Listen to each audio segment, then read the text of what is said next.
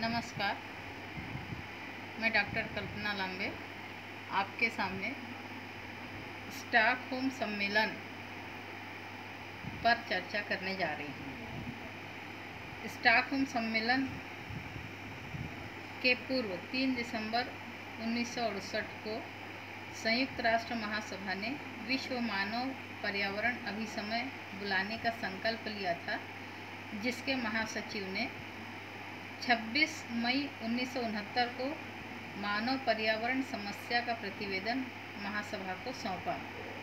महासभा ने 15 दिसंबर 1969 को स्वीकार कर अभिसमय की तैयारी और व्यवस्था का दायित्व महासचिव को सौंपा और उनकी सहायता से 27 सदस्यीय समिति बनाई गई, जिन्होंने मुख्यतः 2 बातों का उल्लेख किया है।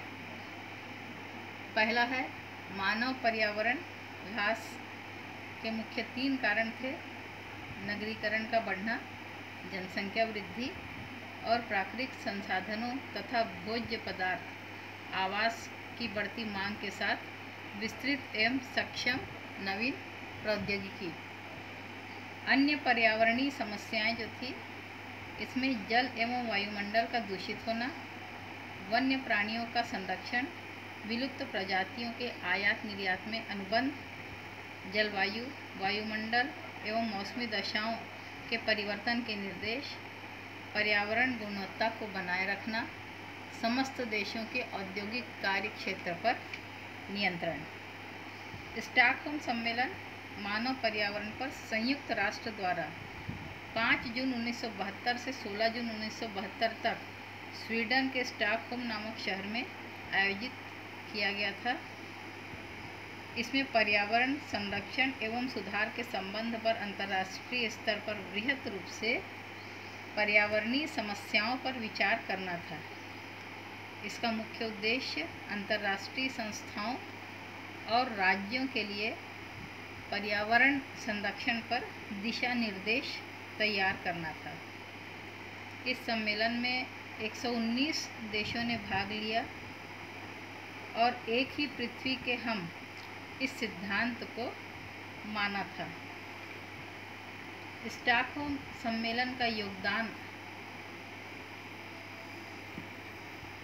पहला है मानव पर्यावरण पर घोषणा, फिर कार्य करने की योजना बनाना, विश्व पर्यावरण दिवस की घोषणा, संस्थागत एवं वित्तीय व्यवस्थाओं पर प्रस्ताव, द्वितीय संयुक्त राष्ट्र द्वारा मानव पर्यावरण सम्मेलन बुलाना, नाभिकीय क्षेत्रों का परीक्षण पर प्रस्ताव, अंतर्राष्ट्रीय आधुनिक तकनीक का सृजन और संस्थितियों को सरकारों को भेजने के संबंध में निर्णय।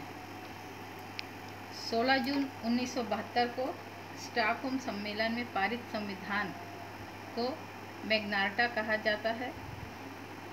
मैग्ना कार्टा साधारण धारणाओं पर पर्यावरण संरक्षण की गतिविधियों का दस्तावेज है। इसकी तुलना मानवाधिकार के सार्वभौमिक घोषणा से की जा सकती है, जिसको नैतिक संहिता के रूप में व्यक्त किया जाता है। स्टॉकहोम सम्मेलन में मानव पर्यावरण को 2 भागों में विभाजित किया गया।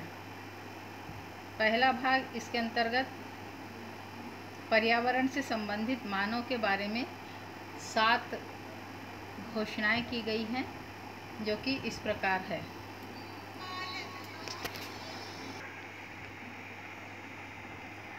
द्वितीय भाग के अंतर्गत स्टॉकहोम सिद्धांत को रखा गया।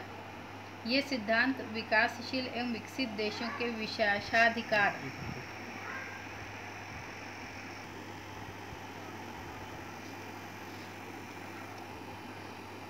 द्वितीय भाग में स्टॉकहोम सिद्धांत को रखा गया है। यह सिद्धांत विकासशील एवं विकसित देशों के विशेषाधिकार एवं दायित्व तथा संस्था, राष्ट्रीय एवं क्षेत्रीय सरकारों एवं अंतर्राष्ट्रीय संगठनों से सहयोग की अपेक्षा करता है। इसमें पहला, दूसरा, 7वां, 8वां, 21वां, 22वां और 26वां सिद्धांत महत्वपूर्ण है। ये सभी सिद्धांत आपके समक्ष प्रस्तुत हैं।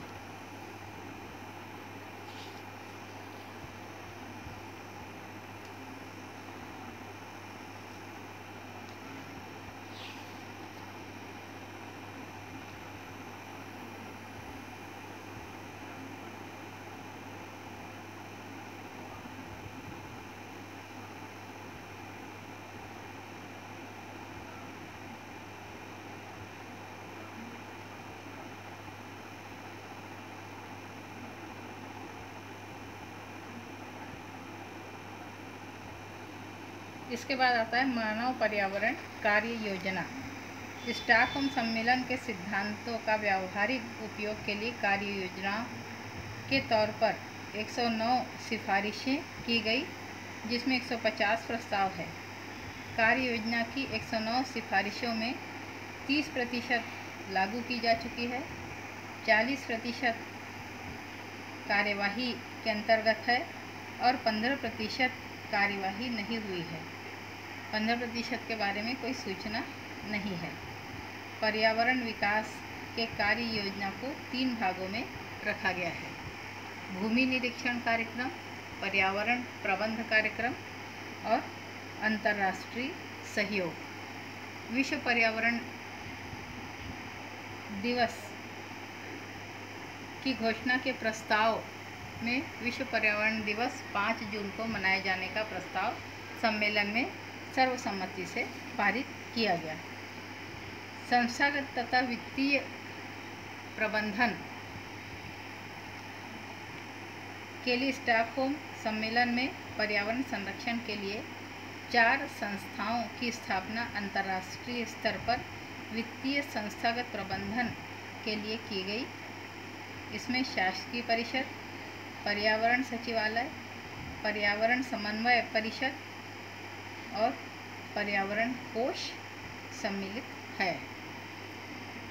मानव पर्यावरण की अन्य नवीन समस्याओं के समाधान हेतु महासभा द्वारा द्वितीय संयुक्त राष्ट्र पर्यावरण सम्मेलन की सिफारिश की गई।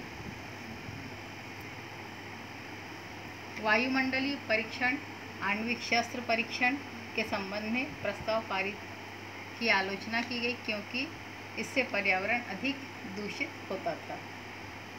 वर्तमान समय को एक अंतर्राष्ट्रीय आधुनिक तकनीकी राष्ट्र के रूप में गठित करने की सलाह दी गई, जिसमें एक पर्यावरणीय कार्यक्रम के लिए शासकीय परिषद हो। इसकी अवधि 3 वर्ष हो। फिर इस सम्मेलन में 119 देशों ने भाग लिया। यह पर्यावरण की आपसी समस्या एवं संबंध तथा विकास को उजागर करने का प्रथम प्रयास रहा है। धन्यवाद।